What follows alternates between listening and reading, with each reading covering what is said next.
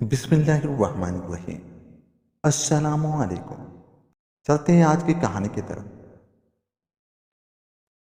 بہت سال گزرے، کسی ملک پر ایک سنگ دل بوڑھا بادشاہ حکومت کرتا تھا۔ عوام اس کے ظلم و ستم سے تنگ آ چکے تھے۔ آخرکار ایک نوجوان نے کمر ہمت باندھی اور بادشاہ کے خلاف بغاوت کا علم بلند کیا۔ جب بادشاہ کو اس کی خبر پہنچی تو غصے سے آگ بگولا ہو گیا اور اس پر اپنی فوج لے کر ٹوٹ پڑا۔ مٹھی پر باغی خوب ڈٹ کر لڑے، لیکن آخرکار شکست کھانا پڑی اور شکست کھولتا باغی بھاگ نکلے۔ بادشاہ نے ان کا تعاقب کیا اور اکثر کو موت کے گھاٹ اتار دیا، اور باقی ماندہ ساتھی ایک جنگل میں جمع ہو گئے۔ ان کے سردار نسیم نے ان سے مخاطب ہو کر کہا، ساتھیو، ہمت نہ ہارو، ہم حق پر ہیں۔ ہم نے جبر و تشدد کے خلاف آواز اٹھائی ہے۔ اگر ہم نے صبر و استقلال سے کام لیا تو مجھے یقین ہے کہ آخر میں انشاءاللہ فتح ہماری ہوگی۔ اپنے خدا پر بھروسہ رکھو اور اسی سے مدد مانگو۔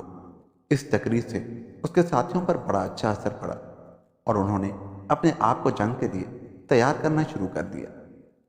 2 سال بیت گئے، لیکن بادشاہ کو نسیم اور اس کے ساتھیوں کا کوئی علم نہ ہوا۔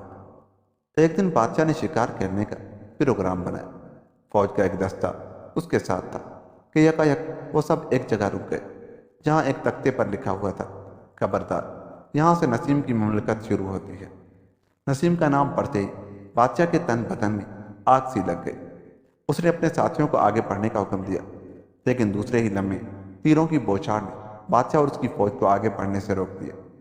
آخرکار بادشاہ اور نسیم کے ساتھیوں میں گھمسان کا رن پڑا، اور بادشاہ کو بہت جلد اندازہ ہو گیا کہ 2 سال کے عرصے میں اس نے خاصی طاقت حاصل کر لی ہے۔ تھوڑی ہی دیر کی لڑائی کے بعد بادشاہ کو ناکامی کا منہ دیکھنا پڑا اور اپنے بچے کچے ساتھیوں کے ساتھ بھاگ نکلا۔ بادشاہ نے محل میں پہنچ کر نسیم کی سرکوبی کے لیے ایک بہت بڑی فوج تیار کی اور شہزادہ پرویز کو اس کا سالار بنایا۔ اسے راستے میں کسی قسم کی رکاوٹ پیش نہ آئی اور آخرکار وہ جنگل کے اس حصے میں پہنچ گیا جہاں پر پھلوں کی بہتات تھی۔ پھلوں کو دیکھ کر فوجیوں کے منہ میں پانی بھر آیا اور وہ پھل توڑ توڑ کر کھانے لگے، لیکن کچھ ہی دیر بعد ان کی حالت نازک ہو گئی، کیونکہ نسیم کے ساتھیوں نے اس پھلوں پر زہر چھڑک گئے تھے۔ اس طرح پرویز کی آدھی فوج کا خاتمہ ہو گیا۔ بقایا نصف فوج آگے روانہ ہوئی۔ چلتے چلتے رات ہو گئی۔ آدھی رات کے بعد نسیم کے ساتھیوں نے شب خون مارا، مگر پرویز کی فوج اس اچانک حملے کی تاب نہ لا کر بھاگ گئی۔ پرویز اپنے ساتھیوں کے ساتھ بچنے میں کامیاب ہو گئے۔ جب اس شکست کی خبر بادشاہ تک پہنچی تو وہ بہت غمگین ہوا۔ پرویز کی چھوٹی بہن پھول شہزادی نے جب یہ سنا تو مصمم ارادہ کر لیا کہ وہ اپنے بھائی پرویز کی مدد کے لیے اسے ضرور تلاش کرے گی۔ پھول شہزادی رات کے وقت مردانہ بھیس بدل کر نکل کھڑی ہوئی۔ وہ دن کو جنگل میں چھپی رہتی اور رات کو اپنے بھائی تلاش میں جاتی۔ ایک رات پھول شہزادی گھوڑے پر سوار جا رہی تھی کہ اس نے 2 انسانوں کو تلواروں سے لڑتے دیکھا۔ دونوں ایک دوسرے پر بڑھ چڑھ کر وار کر رہے تھے کہ اچانک ان میں سے ایک کی تلوار ٹوٹ گئی۔ پھول شہزادی نے اپنی تلوار اس کے آگے پھینک دی۔ وہ اس غیبی امداد پر بہت خوش ہوا اور اس نے اپنے مخالف کو ہمیشہ کی نیند سلا دیا۔ پھول شہزادی اپنے گھوڑے سے اتری اور مردانہ آواز میں پوچھا، تم کون ہو؟ اس نے کہا، میرا نام شبنم ہے اور میں نسیم کی بہن ہوں۔ پھول شہزادی نے پوچھا، مقتول کون تھا؟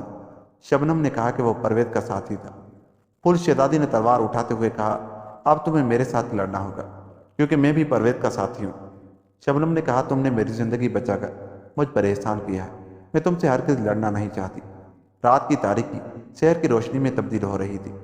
پھول شہزادی نے اپنی تلوار نیام میں ڈالی اور اپنے گھوڑے کی طرف پلٹی۔ اس نے مڑ کر شبنم کی طرف دیکھا اور اپنے گھوڑے کو ایڑ لگائی۔ ایک شخص رات کی تاریکی میں باغیوں کے ساتھ کیمپ میں داخل ہو رہا تھا۔ اس کے ہاتھ میں خنجر تھا۔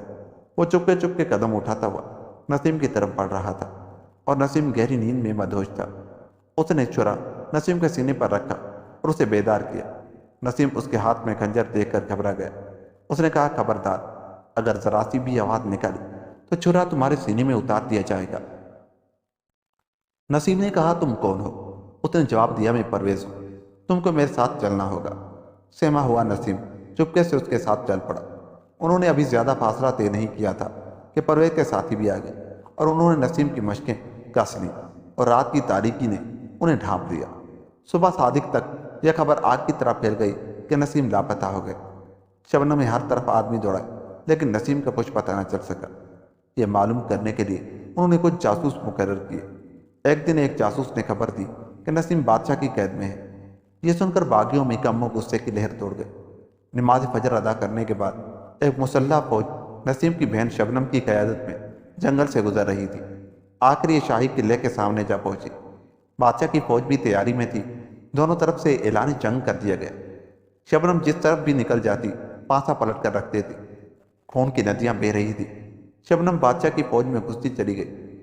چاروں طرف سے دشمنوں میں گھری ہوئی تھی، لیکن وہ موت سے ڈر نہیں رہی تھی بلکہ وہ موت سے لڑنا چاہتی تھی۔ آخر شبنم بادشاہ تک جا پہنچی۔ اب ظالم بادشاہ اور شبنم میں تیغ زنی ہو رہی تھی کہ بادشاہ نے ایک ایسا بھرپور وار کیا کہ شبنم کا کندھا زخمی ہو گیا۔ اب شبنم نے سنبھل کر اپنی پوری طاقت سے ایسا وار کیا کہ شبنم کی تلوار ڈھال کو چیر کر بادشاہ کے سینے میں پیوست ہو گئی اور وہ ایک دلدوز چیخ کے ساتھ زمین پر گر گیا۔ یہ دیکھ کر اس کی فوج پسپا ہونے لگی اور باغی ایک دوسرے پر بڑھ چڑھ کر وار کرنے لگے۔ شاہی فوج میدان جنگ سے بھاگ نکلی اور باغی فتح کی شادیانے بجاتے ہوئے شہر میں داخل ہو گئے۔ شبنم اپنے بھائی کو تلاش کرنے لگی۔ پرویز شبنم کو مارنے کے لیے چھپتا ہوا اس کے پیچھے آ رہا تھا اور شبنم بالکل غافل تھی کہ پرویز نے ایک بھرپور وار کیا، لیکن پرویز کا وار دوسری تلوار پر جا کر رک گیا۔ یہ تلوار اس کی بہن پھوڑ شہزادی کی تھی۔ پھوڑ شہزادی نے پرویز کا وار روک کر کہا کہ کسی پر اچانک حملہ کرنا بہادری نہیں ہے، اگر اتنی ہمت ہے تو اسے للکار کر لڑتے۔ اتنے میں شبنم نے بھی تلوار نیام سے نکالی اور پرویز پر وار کیا۔ دونوں خوب بہادری سے لڑ رہے تھے کہ پرویز کی تلوار ٹوٹ گئی۔ اب وہ شبنم کے رحم و کرم پر تھا۔ شبنم نے اسے موت کے گھاٹ اتارنے کے لیے تلوار اٹھائی، لیکن پھول شہزادی نے درخواست کی کہ وہ اس کے بھائی کی جان بخش دے۔ پھول شہزادی شبنم کی ایک دفعہ جان بچا چکی تھی۔ اگر وہ اپنی تلوار پھینک کر شبنم کی مدد نہ کرتی تو اپنی جان سے ہاتھ دھو بیٹھتی، اس لیے شبنم پھول شہزادی کے کہنے کو نہ ٹال سکی۔ اس نے پرویز کو معاف کر دیا اور تلوار نیام میں ڈال دی۔ پرویز اس کے پاؤں پر گر پڑا۔ شبنم نے اسے اٹھاتے ہوئے کہا، تمہیں اپنی بہن پھول شہزادی کا شکریہ ادا کرنا چاہیے، ورنہ میں تمہیں ہرگز نہ چھوڑتی۔ پرویز نے پھول شہزادی کا شکریہ ادا کیا۔ اب وہ تینوں نسیم کو تلاش کرنے چل دیے۔ نسیم ایک ستون کے ساتھ جکڑا ہوا تھا۔ اس کے جسم پر کوڑوں کے نشان بھی موجود تھے۔ شبنم نے فوراً اس کی زنجیریں کاٹ ڈالی اور نسیم کو آزاد کرا دیا۔ پرویز نے نسیم سے بھی معافی مانگی۔ نسیم نے شبنم کی درخواست پر اسے معاف کر دیا۔ شبنم نے پھول شہزادی کا نسیم سے تعارف کرایا۔ عوام نے ظالم بادشاہ کی موت پر خوشیاں منائی۔ پرویز نے پھول شہزادی کی شادی نسیم سے کر دی اور شبنم کی شادی پرویز سے ہو گئی اور وہ باہم محبت اور خوشی سے رہنے لگے۔ اور یوں یہ کہانی ختم ہوئی۔ دوستو، اگر آپ کو ہماری یہ کہانی اچھی لگی تو جاتے ہوئے ہمارے چینل کو سبسکرائب کریں۔ ملتے ہیں کسی ایسی ہی کہانی کے ساتھ، تب تک اپنا بہت سا خیال رکھیے گا۔ خدا حافظ۔